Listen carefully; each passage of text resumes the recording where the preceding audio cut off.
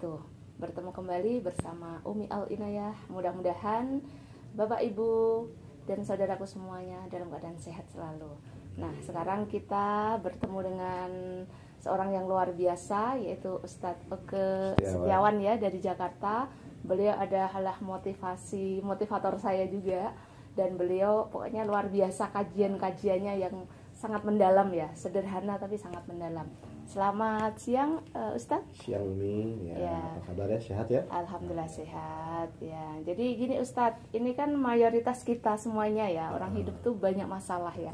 Nah, ini bagaimana supaya masalah kita itu bisa terselesaikan Ustadz? Baik, jadi Assalamualaikum warahmatullahi wabarakatuh. Waalaikumsalam warahmatullahi Bapak Ibu yang jamaah dirahmati Allah, perkenalkan saya Oke Setiawan. Saya tinggal di Jakarta dan memang selama ini saya sering berkeliling ke kota-kota untuk menyampaikan tentang masalah kehidupan. Ya. Jadi pertanyaan Umi itu bagus, ini mendasar. Karena dasarnya semua orang di dalam hidupnya pasti punya masalah, betul Umi ya? Betul. Lalu yang kedua pasti ingin menyelesaikan permasalahan hidupnya, Iya, betul ya? benar. Nah, jujur saja Umi ya, ini realistis. Orang itu biasanya ketika punya masalah merasa mudah menyelesaikan atau merasa sulit menyelesaikan. Ya, merasa sulit ya. Nah, makanya karena merasa sulit itu saya muncul loh. Iya, Kalau orang Allah. mudah semua ya saya nggak akan muncul. Iya. Jelas ya Umi Iya, ya. betul. Karena memang itu didasari dari permasalahan hidup saya dulu. Iya, Jadi iya. dulu saya pengusaha, hancur, punya hutang, terus keluarga juga berantakan dan saya akan dipenjara. Dan waktu itu, ini saya cerita sedikit biar Umi ada gambarannya. Waktu itu di kepala saya tuh saya tetap meyakini bahwa separah apapun masalah saya tuh yakin Al-Quran solusi hidup.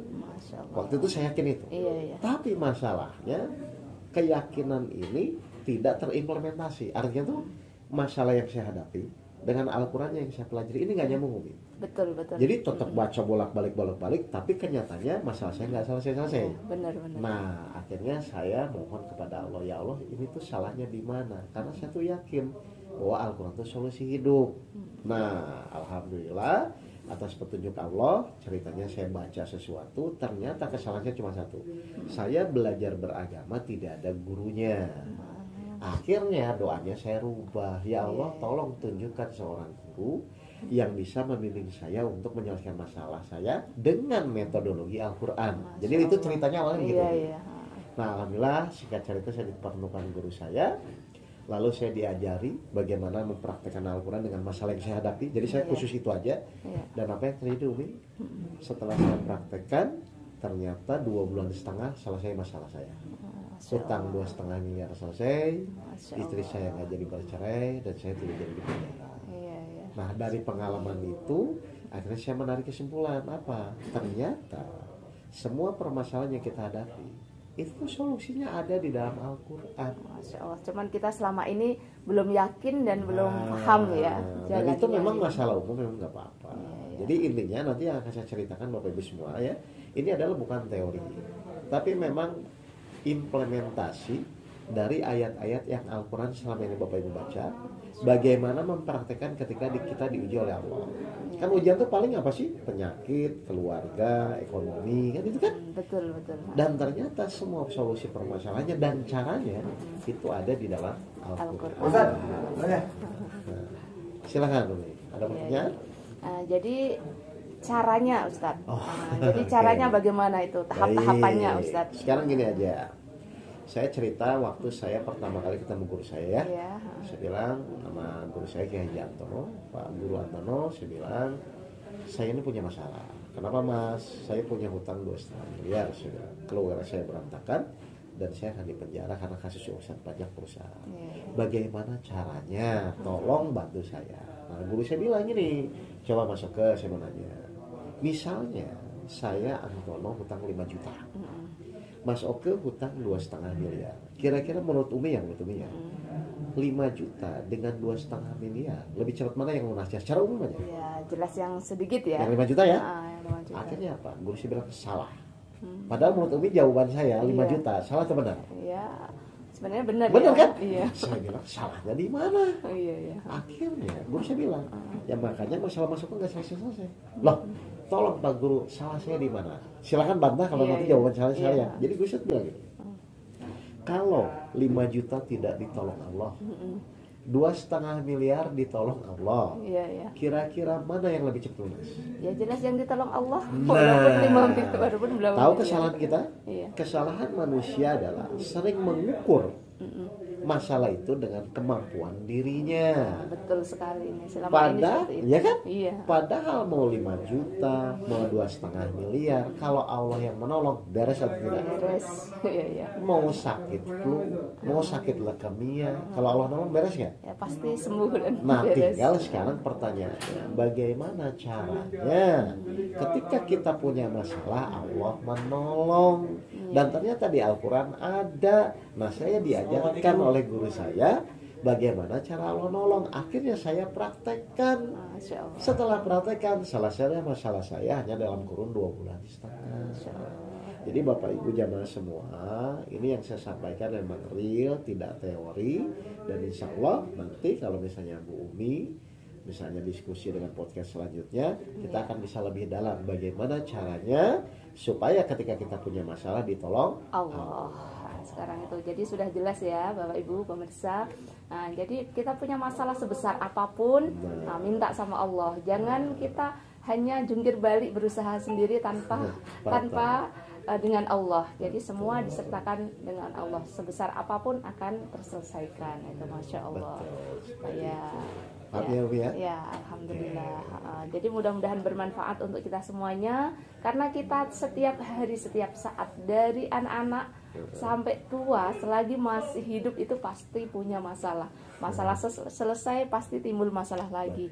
Nah, kuncinya adalah sertakan Allah dalam hati kita, dalam diri kita untuk menyelesaikan. Jangan hanya berusaha dengan diri kita sendiri. Dan kira-kira menurut Umi, di dalam Al-Quran ada nggak Allah tuh berjanji akan menolong kita? Ya, ada Ustaz. Nah, tinggal kita jalani saja. Oh, iya, iya. Jadi saat kita berikhtiar itu niatnya bukan untuk menyelesaikan masalah. Saat ikhtiar itu adalah niat kita supaya ditolong Allah. Lalu syarat-syarat apa saja nanti agar Allah menolong? Ternyata ada syaratnya. Iya, iya. Di mana kira-kira? Itu di mana Ustaz? Saya nggak hafal. Nah, kita buka ya surat Al-Baqarah 153 dan saya yakin juga sebenarnya Bapak Ibu tahu ayatnya ini. Saya baca ya. A'udzubillahi minasyaitonirrajim. Bismillahirrahmanirrahim. Ya ayyuhallazina amanu ista'inu bisabri wassalah. Innallaha ma'as-sabirin. Sering dengar ayat ini? Sering. Wahai orang-orang yang beriman, jadikanlah sabar dan sholat sebagai penolongmu. Sungguh Allah beserta orang-orang yang sabar. Ya, intinya berarti kita itu memang harus pertama sholat supaya kita minta pertolongan sama Allah dan sabar. Nah, lucunya waktu saya diskusi dengan guru saya, masuk ke syaratnya Allah nolong apa? Saya bilang sabar dan sholat. Coba baca lagi. Wahai orang-orang yang beriman, jadikanlah sabar dan sholat sebagai penolongmu. Jadi syaratnya berapa? Oh iya, satu beriman dengan benar. Yang kedua sabar dengan benar. Yang ketiga sholat dengan benar. Saya ditanya lagi. Mas Agus sudah beriman? Insya Allah Pak Guru, saya bilang saya sudah yakin Islam dari dulu. Sudah sabar. Kalau saya nggak sabar, saya bilang saya bunuh diri. Sudah sholat, apalagi sholat saya bilang tahajud 11, duha 12, rawatib saya kerjakan semua. Pertanyaan guru saya terakhir, sudah ditolong? Belum, saya bilang. Dibalik Umi. Berarti sabar, sholat, iman yang belum benar, saya atau ayat yang salah. Oh, berarti kita yang belum benar. Nah, itu akhirnya saya diajarkan bagaimana beriman dengan benar, bagaimana sabar dengan benar, bagaimana sholat dengan benar. Lalu saya praktekkan, alhamdulillah 2,5 bulan selesai. Masya Allah. Berarti ini perlu ada bahasan selanjutnya ya Nah, Ustaz ya. itu maksud saya. Berarti bagaimana supaya kita sholat dengan benar, iman dengan benar, dan bersabar dengan benar. Nah, kita tunggu episode selanjutnya. Terima kasih Ustaz ya. Sama-sama. Ada pesan untuk saudara kita semua Ustaz? Baik, jadi Bapak Ibu sekalian, ayo kita mulai meyakini Al-Quran dengan benar. Tapi setelah meyakini tidak cukup yakin, tapi mulai mempraktekkan dan membuktikan janji-janji Allah di dalam Al-Quran. Seperti tadi Allah berjanji, kalau manusia itu imannya benar, sabarnya benar, sholatnya benar, pasti ditolong. Amin, amin. Masya Allah. Ya, ini luar biasa. Pokoknya terima kasih Ustadz. Mudah-mudahan saya selalu bisa membimbing kita semuanya, bisa memotivasi kita semuanya, agar kita lebih baik lagi kehidupan kita dunia sampai akhirat. Terima kasih Ustadz ya. Sama-sama. Demikian yang bisa kita bahas pada hari ini. Mudah-mudahan bertemu di lain kesempatan. Terima kasih. Assalamualaikum warahmatullahi wabarakatuh. Waalaikumsalam warahmatullahi wabarakatuh.